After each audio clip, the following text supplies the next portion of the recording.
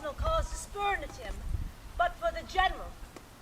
But he would be crowned, and how that might change his nature, there's the question.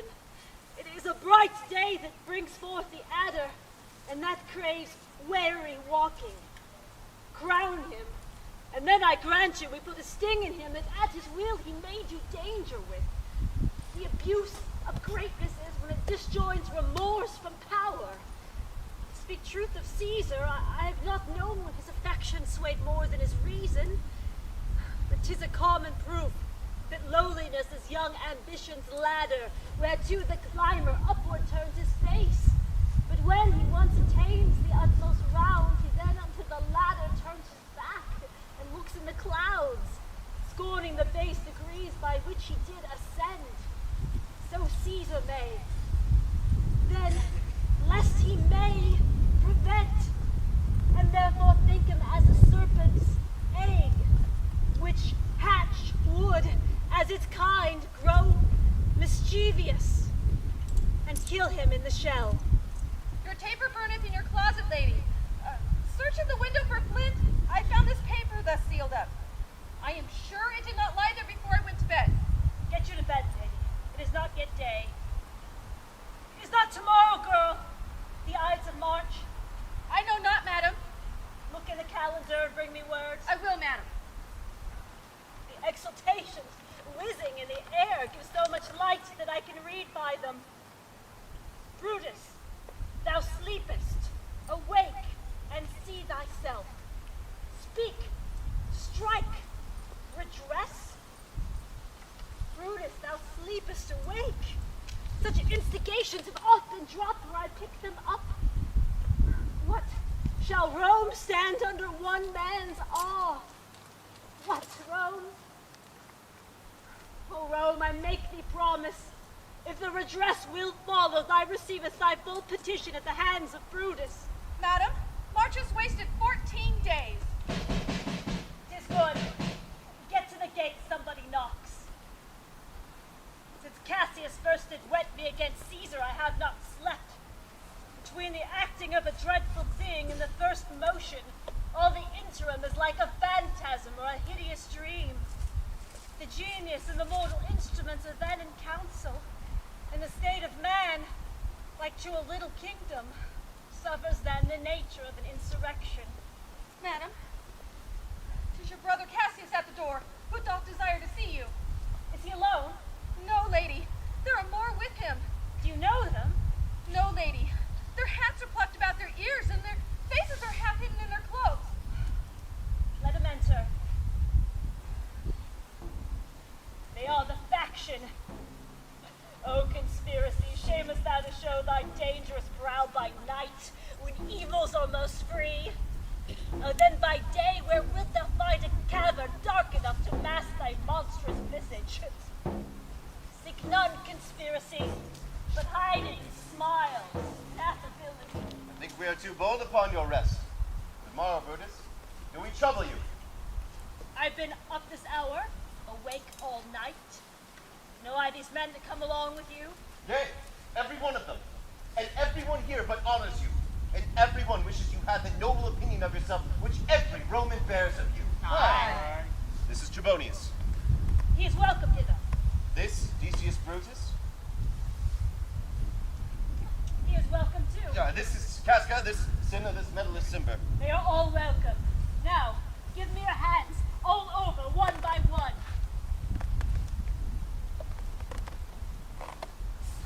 And here let us swear our resolution. No, not an oath. What need we any spur but our own cause to prick us to redress? What other bond than secret Romans that have spoke the word and will not falter? And what other oath to honesty engaged, that this shall be, or we shall fall for it? We swear priests and cowards and men cautelous, old, feeble carrions, and such suffering souls as welcome wrongs. Unto bad causes swear such creatures as men doubt, but do not stain the even virtue of our enterprise, or the insuppressive metal of our spirit, to think that our cause, or our performance, did need an oath. But what of Cicero? Shall we sound him? I think he will stand very... Let us not leave him out. No, by no means. Oh, let us have him. For his silver hair shall purchase us a good opinion, and by men's voices to commend our deeds. It shall be said that his judgment ruled over our hands. Our youths and wildnesses shall in no one appear, but all be buried within his gravity. Name him not.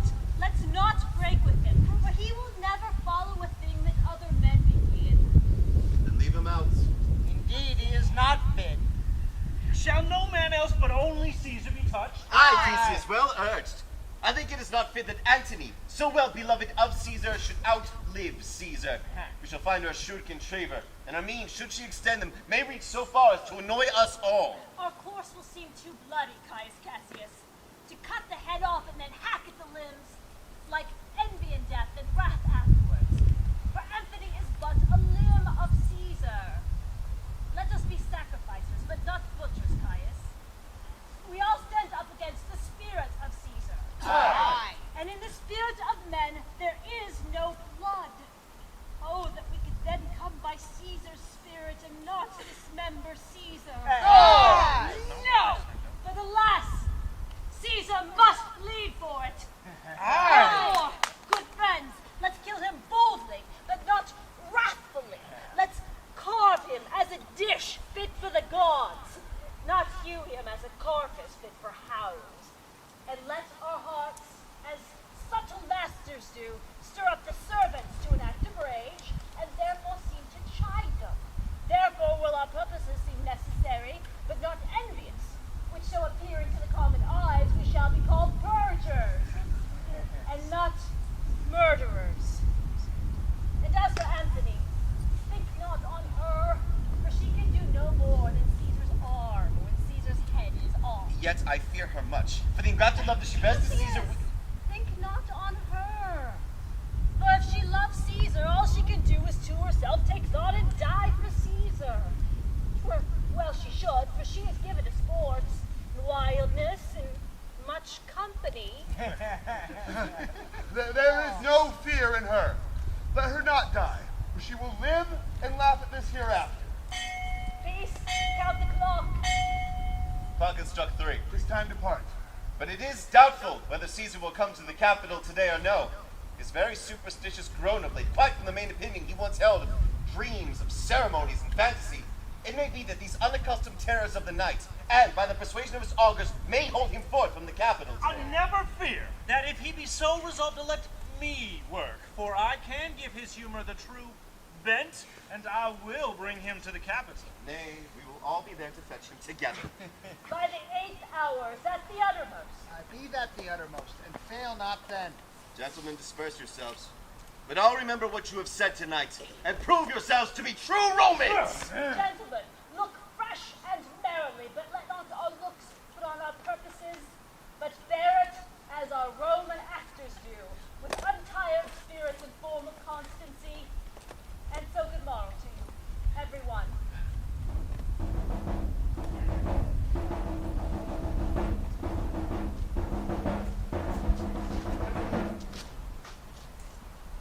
Brutus, my lady. Portia, what mean you? Wherefore rise you now? It is not for your health to commit your weak condition to this raw cold morning. Nor for yours neither. Brutus, you ungently stolen from my bed. And yesternight, at supper, you suddenly arose and walked about, musing and sighing, with your arms crossed. When I asked you what the matter was, you stared upon me with ungentle looks. I urged you further, and you scratched your head and too impatiently stamped with your foot. Yet I insisted, yet you answered not, but with an angry wafture of your hand gave me sign to leave you.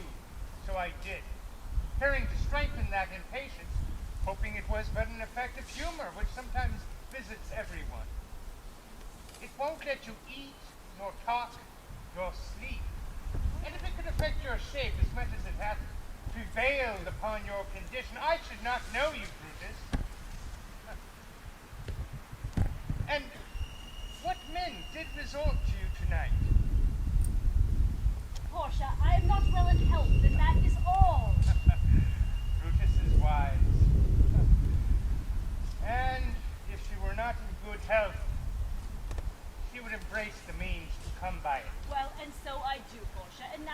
to bed. Is Brutus sick? And is it physical to walk unbraced and suck up the humors of the dank morning? What? Is Brutus sick? No, Brutus, you have some sickness within your mind. Which I should know of. But I want you to unfold yourself. To me, you'll have why you are heavy, and what men came tonight to resort to you. For there be some 5 or 6 who hid their faces even from the darkness. Gentle Portia. Tell me, Brutus, is it accepted that I should know no secrets that appertain to you? Am I yourself, but as it were in sort or limitation, to stay with you at meals, comfort your bed, and talk to you sometimes?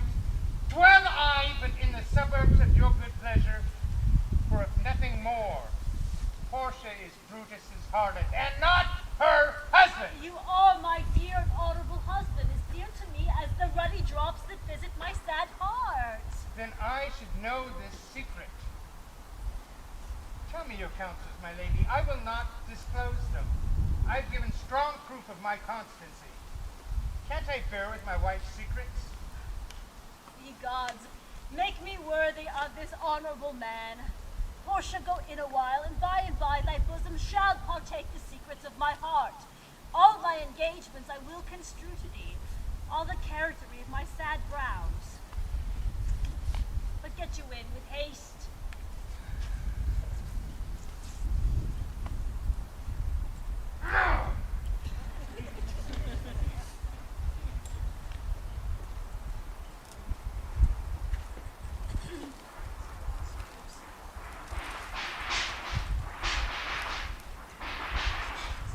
Nor heaven nor earth have been at peace tonight.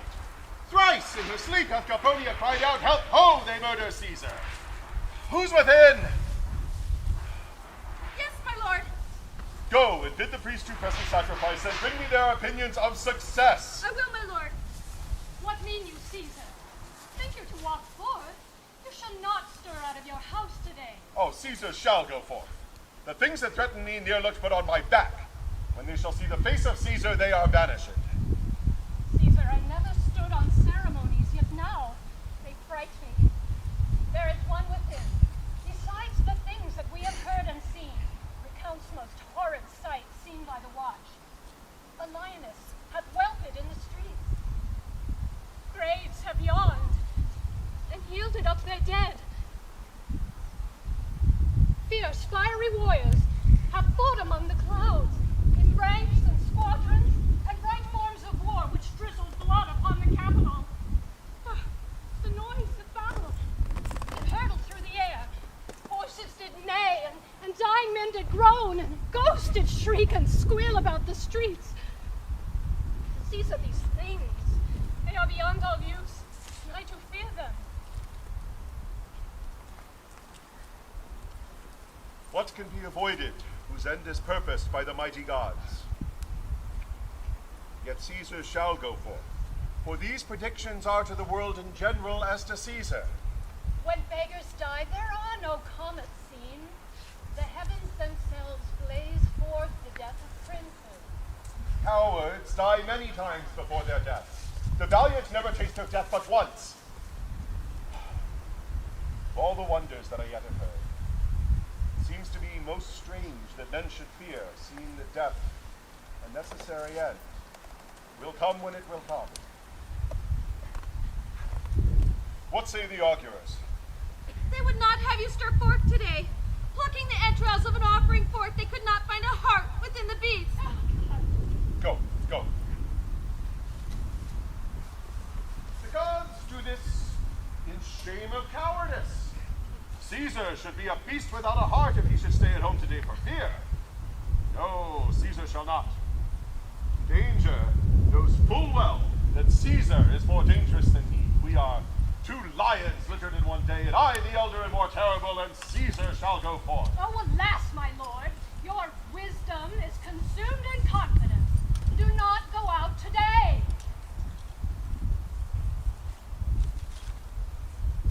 Call it my fear that keeps you in the house, and not your own. Antony to the Senate House, and she can say that you're not well today. Let me, on my knees, prevail in this.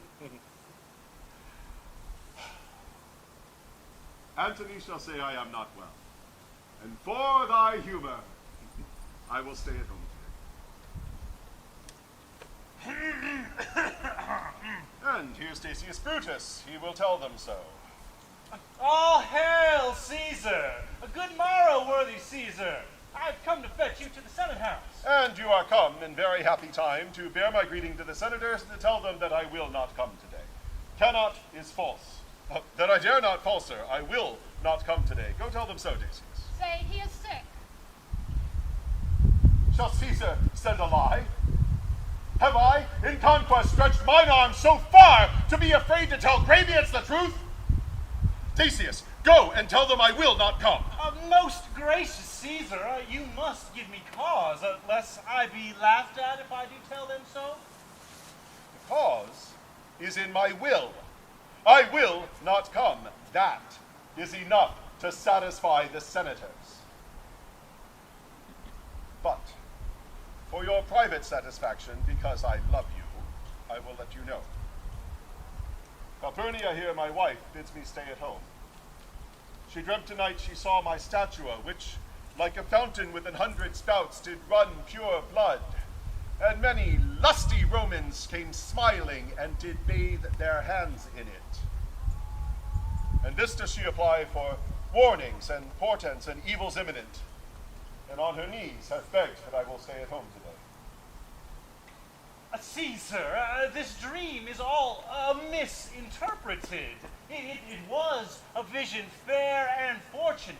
Your statue spouting blood in so many pipes which smiling Romans bathe signifies that from you great Rome shall suck reviving blood, and that great men shall press for stains and relics, tinctures, cognizance. This, by Calpurnia's dream, is signified. And this way have you well expounded it. And know it now, the Senate have concluded this day to give a crown to mighty Caesar. Now, if you send word that you will not come, their minds may change. Besides, were it not a mock apt to be rendered for someone to say, break up the Senate until another time when Caesar's wife meets with better dreams? If Caesar hide himself, will they not say, lo, Caesar is afraid?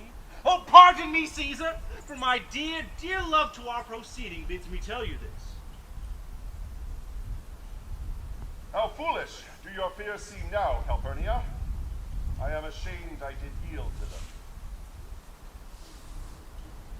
Give me my robe, or I will go. And here's Brutus come to fetch me to the Senate. Good morrow, Caesar. Why, Brutus, are you stirred so early too? What 'tis o'clock? 'Tis struck 8, Caesar. I thank you for your pains and courtesy. And see where Antony that revels long o' nights is notwithstanding up. Good morrow, Antony. Good morrow, Caesar. Go bid them prepare within. I am at fault to be thus waited for. Cinna. Marullus.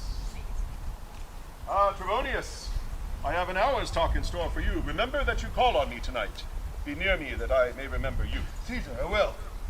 So near will I be, your best friends will wish I had been further. Good friends, go in and taste some wine with me, and we, like friends, will straightway go together. That every like is not the same, O Caesar. Brutus's heart yearns to think upon.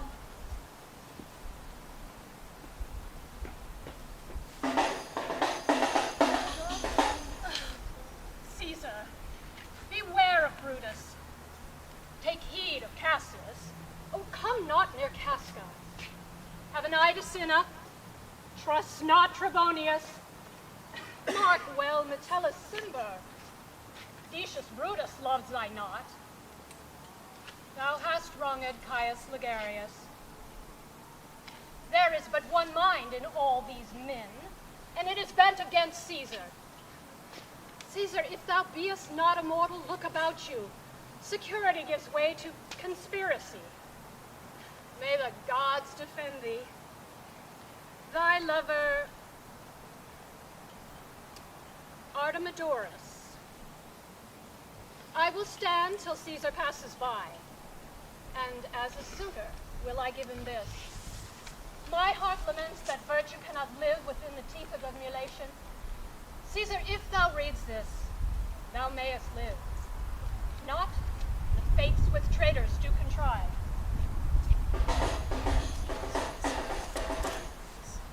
I pray thee get to the Senate house, stay not to answer me, but get thee gone. Why dost thou stay?